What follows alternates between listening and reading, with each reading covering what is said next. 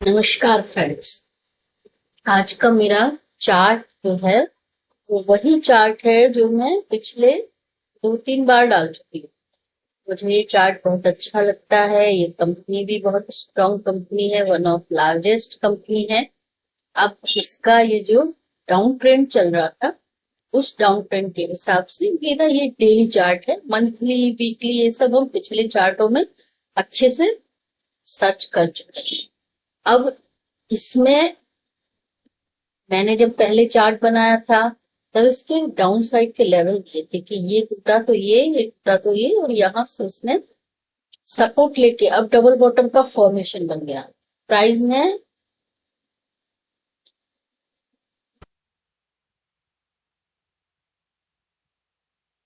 इस इवन इस लेवल से कंटिन्यूअस डाइवर्जेंस दिखा है। पहले ऐसा समझ में आ रहा था कि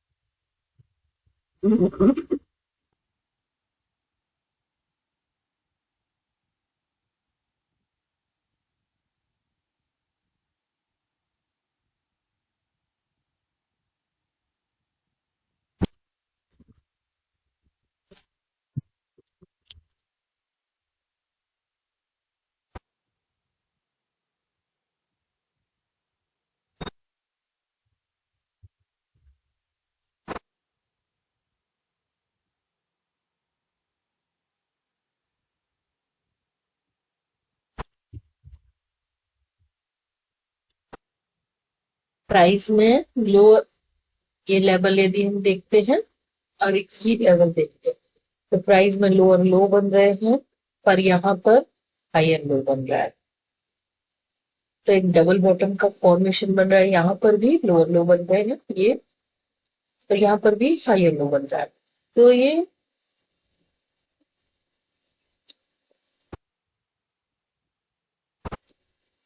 डबल डाइवर्जेंस हमें दिखाई दे रहा है। अब इस कैंडल का लो हम यहाँ से सीधे देख लेते हैं, 9,600 रुपए का है। एंड इस कैंडल का लो 9,630 रुपए का है। तो ये एक लोअर लो है, पर यहाँ पर भी प्राइस में हायर लो बन रहा है। तो ये इस ट्रेंड पहला टारगेट क्या होता है? इक्वल, किसी भी डबल बॉटम का इक्वल टारगेट है ना। तो यहाँ पर ये एक ईडीटी भी है, तो ईडीटी के ब्रेकआउट का भी टारगेट सेम लेवल पे आ रहा है, 11,050 रुपए पे। इस कैंडल का हाई है अपना 11,050 रुपए। और यहाँ पर इस डबल बॉटम फॉर्मेशन का टारगेट भी पहला 11,050 रुपए का है। फिर एक बार रिट्रेसमेंट जरूर आएगा, क्योंकि ये वेव वन का वो होगा। फिर वापस से हो सकता है ये ट्रेंड लाइन रिटेस्ट करने यहाँ पर फिर से दिखा दे 9,800 रुपए का टारगेट। तो वहां वेट कर देखना पड़ेगा कहाँ तक गिरता है। यहाँ पे गैप भी बनाया इसने ये 10,000, इस कैंडल का हाई है 10,145 रुपए, और वहां से गैप अप किया था, तो ये गैप है। तो गैप भरने भी आ सकता है 10,145 रुपए, या फिर हम वॉचफुल रहेंगे। या 50, बहुत सारे सपोर्ट लेवल होते इसके। क्योंकि देखो पहला सपोर्ट लेवल तो 50 EMA, 5 EMA, ये EMA ही रहेंगे। उसके बाद ये ईडीटी का ट्रेंड लाइन आता है, और वहीं पर भी गैप का सपोर्ट किया जाता है। तो थोड़ा थोड़ा करके लेना चाहिए। अभी एग्जैक्ट पकड़ के और सीधा घुसना कभी भी मार्केट के हिसाब से सही नहीं होता है। ये भी एक गैप है। आज का गैप अप जो हुआ है उसमें भी एक गैप बनाया है, इसका भी 10,500 और ऊपर में 10,590 रुपए। जहां पे भी हमें रिवर्सल जब तक नहीं आता, हम 5 मिनट पे वॉच करते रहेंगे। जहां से रिवर्सल 5 मिनट हमें दिखाएगा कि हमें घुसना किधर है, उसके लिए हम 15 मिनट पकड़ लेते हैं। 5 मिनट में उतना नीचे नहीं जाते हैं, 15 मिनट फिर भी डिसेंस है।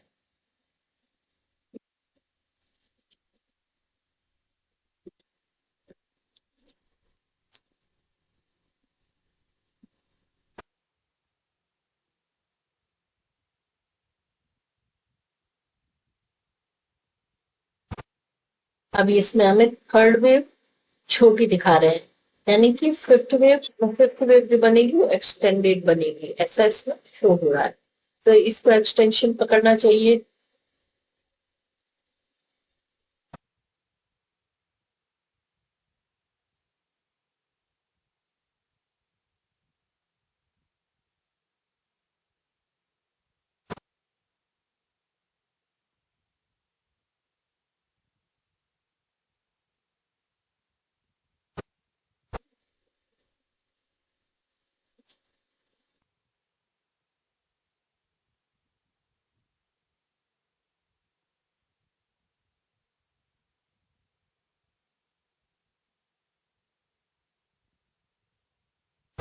जब थर्ड वेव में उसके अंदर की वेव एक्सटेंडेड हो जाती है, जैसे वन था, ये टू था, ये थर्ड ऑफ वन एक्सटेंडेड था, थर्ड ऑफ टू आया, थर्ड ऑफ थर्ड आया, तो उसके अंदर की वेव का भी अपना का एक सेटअप बनता है।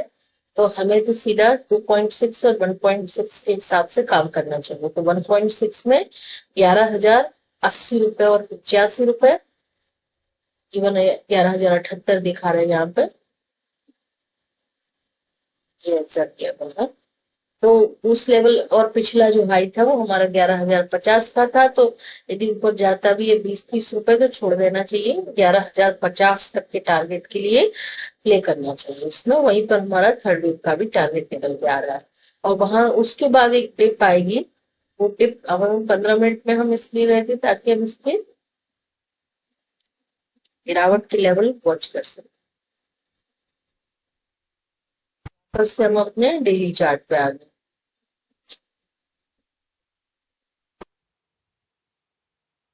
तो इस वक्त बाय नहीं करना है, इस वक्त तो सेटअप को एंजॉय करना है और देखना है कि सेटअप कितने अच्छे से प्ले कर रहा है।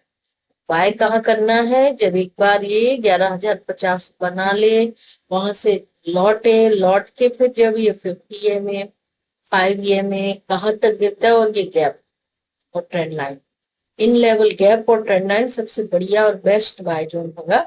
और निफ्टी में भी वेव टू बनेगी, अभी वेव वन बनी है, तो वन के बाद टू का रिट्रेसमेंट तो वहां पे भी आएगा ना, गिरावट जरूर आएगी, तब इसको बाय करना चाहिए।